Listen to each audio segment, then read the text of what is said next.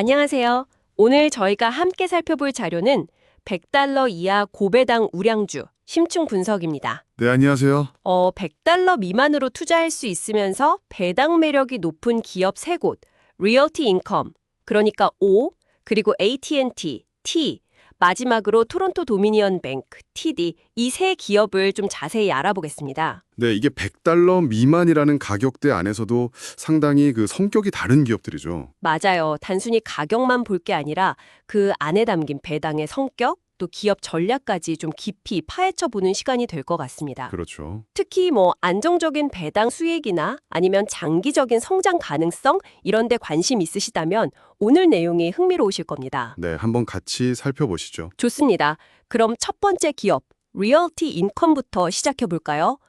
주가가 지금 한 57달러 근처인데 배당 수익률이 5.6에서 5.7% 정도. S&P 500 평균의 3배가 넘는다고 하네요. 네, 상당히 높죠. 근데 가장 독특한 점은 역시 그 배당금을 매월 지급한다는 거, 연 12회 이거죠. 맞아요. 그게 사실 제일 먼저 눈에 띄는 부분이죠. 매달 월세 받듯이 배당금이 들어온다는 건 투자자에게는 심리적으로 굉장히 큰 안정감을 주거든요. 그렇죠. 매달 현금 흐름이 생긴다는 거니까요. 네, 그리고 여기서 주목할 부분은 역시 안정성입니다. 무려 660개월, 그러니까 55년 동안 연속으로 배당금을 지급했어요. 660개월이요. 와. 네, 그리고 최근에 131번째 배당금 인상까지 기록했고요. 주당 배당금도 보면 0.269달러로 꾸준히 늘고 있습니다. 아니 근데 어떻게 이렇게 오랫동안 안정적으로 배당을 줄 수 있는 거죠? 비결이 뭔가요? 그게 이제 사업 구조의 답이 있는데요. 이 회사가 무려 91개 산업에 걸쳐서 임대 자산을 분산 투자를 하고 있어요. 91개 산업이요? 굉장히 다양하네요. 네, 특정 산업 경기에 크게 흔들리지 않는다는 거죠. 그리고 임대율도 98% 이상으로 매우 높게 유지되고 있고요. 임대율 98%면 거의 공실이 없다는 얘기네요. 그렇죠. 안정적인 현금 흐름의 기반이 되는 거죠. 그리고 부동산 투자 신탁, 리츠의 현금 창출 능력을 보여주는 지표 있잖아요. FFO라고. 네, 운영 자금 흐름. 맞습니다. 주당 FFO가 2025년 1분기에 1.05달러로 이것도 전년 대비 증가했습니다. 오, FFO도 늘고 있고 그럼 배당은 계속 늘려도 괜찮은 건가요? 네, 배당 성향, 그러니까 벌어들인 FFO에서 배당금으로 얼마를 지급하는지 비율을 보면 한 77% 수준이거든요. 77%면 아직 여유가 좀 있는 편이네요. 네, 충분히 안정적인 수준이라고 볼 수 있습니다. 그렇군요. 매월 배당금, 높은 안정성, 다각화된 사업 구조, 이건 뭐랄까 장기 보유 관점에서 정말 매력적인 것 같습니다. 네, 특히 꾸준한 현금 흐름을 중요하게 생각하는 투자자에게는 그렇죠. 자, 그럼 다음으로 넘어가서 AT&T를 좀 볼까요? T. 주가는 한 28달러에서 30달러 선이고 배당 수익률은 3.9에서 4.0% 정도? 네, 리얼티 인컴보다는 조금 낮죠. 네, 연간 주당 1.11달러를 분기별로 지급하는데 AT&T는 과거에 배당 관련해서 좀 변동성이 있었다는 언급이 있더라고요. 맞습니다. 과거에 배당 삭감 이력이 있어서 투자자들이 약간 불안해했던 부분이 분명히 있죠. 어떤 점들이 있을까요? 일단 현재 수익하고 현금 흐름으로 볼 때 지금 지급하는 연간 주당 1.11달러 배당금은 크게 무리는 없어 보입니다. 배당 성향도 한 68% 수준으로 관리되고 있고요. 68%면 그것도 괜찮은 수준인데요? 네. 근데 특히 주목할 만한 점은 2025년에 예상되는 자유 현금 흐름, 그러니까 FCF, 프리 캐시 플로우 있잖아요. 네네. 기업이 진짜 자유롭게 쓸 수 있는 돈, 네네. 그게 160억 달러에 달할 거라는 예측이 있어요. 160억 달러요? 와, 크네요. 네, 이게 연간 총 배당금 지급액의 거의 2배에 달하는 수준입니다. 그럼 배당 주고도 돈이 많이 남는다는 거네요. 그렇죠. 배당 지급 여력은 충분하다는 신호로 볼 수 있겠죠. 그리고 또 하나는 성장 동력 부분인데요. 경쟁사인 루멘의 광섬유 사업 인수를 추진하고 있다는 얘기가 있고요. 광섬유 사업 인수요? 네. 그리고 2030년까지 자체 광섬유 커버리지를 지금보다 2배로 늘릴 계획이라고 합니다. 이건 확실히 미래 성장 잠재력을 보여주는 부분이죠. 그렇군요. 통신 쪽, 특히 이제 광섬유 인프라 투자를 통해서 좀 반전을 꾀하려는 거네요. 자료에 보니까 PER, 주가 수익 비율도 한 17배 수준이라고 나오던데 네, 상대적으로 낮은 편이죠. 그럼 이런 안정적인 현금 흐름이랑 성장 계획까지 고려하면 뭐랄까 현재 주가가 좀 저평가될 수도 있다. 이렇게 볼 수도 있겠네요. 네, 그런 관점도 충분히 가능합니다. 그래서 장기 투자 관점에서 살펴볼 만한 통신주라고 할 수 있겠습니다. 리얼티 인컴과는 또 다른 매력이 있는 거죠. 맞아요. 안정성보다는 좀 더 성장 가능성에 무게를 두는 투자자라면 흥미로울 수 있겠네요. 그렇죠. 위험 감수 성향이나 미래 성장성에 대한 기대치가 좀 더 높은 분들이라면요. 자, 그럼 마지막 기업입니다.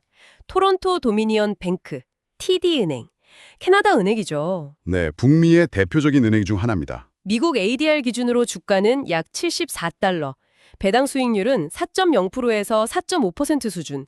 이것도 꽤 높네요. 네, 금융주 중에서는 괜찮은 편이죠. 연간 주당 2.96달러를 분기별로 지급하는데 이 은행은 특히 배당 성장이 인상적이더라고요. 최근 5년간 배당금이 42%나 증가했고 연평균으로 따지면 7%대 성장률이라고 합니다. 맞아요. 그게 TD은행의 가장 큰 강점 중 하나입니다. 꾸준한 실적을 바탕으로 배당을 계속 늘려왔다는 거죠. 2025년 기준으로 예상 순이익이 16억 캐나다 달러, 매출은 588억 캐나다 달러 정도고요. 수익률도 29% 내외로 상당히 견조합니다. 와, 실적도 좋고 배당 성장도 좋고 그럼 뭐 단점은 없나요? 물론 리스크 요인도 있습니다.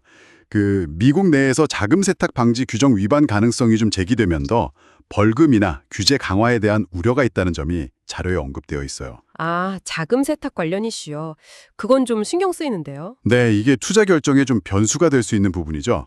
실제 벌금 규모나 규제 영향이 어떻게 될지 지켜봐야 하고요.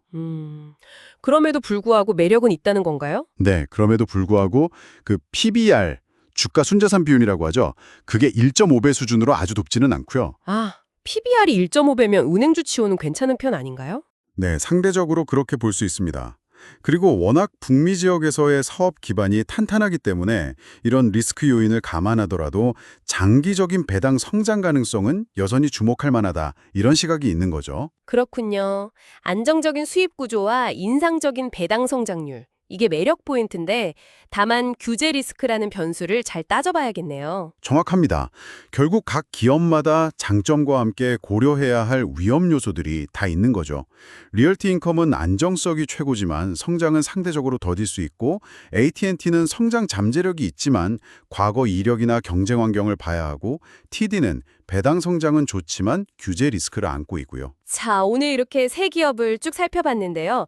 정리해보면 리얼티 인컴은 뭐니 해도 월배당과 그 안정성, 네, 그렇죠. AT&T는 과거의 부진을 딛고 일어설 수 있을까 하는 그 턴어라운드에 대한 기대감과 성장 동력, 네, 광섬유 투자가 핵심이죠. 그리고 TD은행은 꾸준한 배당 성장과 탄탄한 북미 시장에서의 입지, 이게 강점인 것 같습니다. 맞습니다. 이 세 기업 모두 100달러 이하에서 투자 가능하면서 시장 평균 이상의 배당 매력을 갖추고 있다는 점이 오늘 분석의 핵심이겠네요.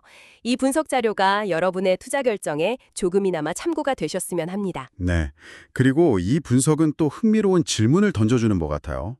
같은 100달러 미만이라는 가격대 안에서도 이렇게나 다른 특징들, 배당 빈도, 안정성, 성장성, 또 내재된 리스크까지를 가진 선택지가 있다는 거잖아요. 그렇죠. 각자 중요하게 생각하는 가치가 다르니까요. 맞아요.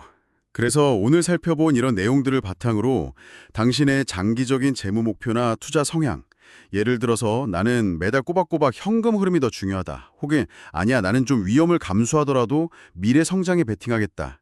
아니면 난 검증된 배당 성장 기록이 제일 믿음직하다. 이런 자신의 기준에 비추어 봤을 때 어떤 특징들이 더 중요하게 다가오는지 한번 스스로 질문을 던져보시면 어떨까 싶어요. 좋은 질문이네요. 나만의 투자 기준을 세우는 데 도움이 되겠어요. 네, 아마 더 깊이 있는 자신만의 투자 원칙을 세우는데 좋은 출발점이 될 수 있을 겁니다.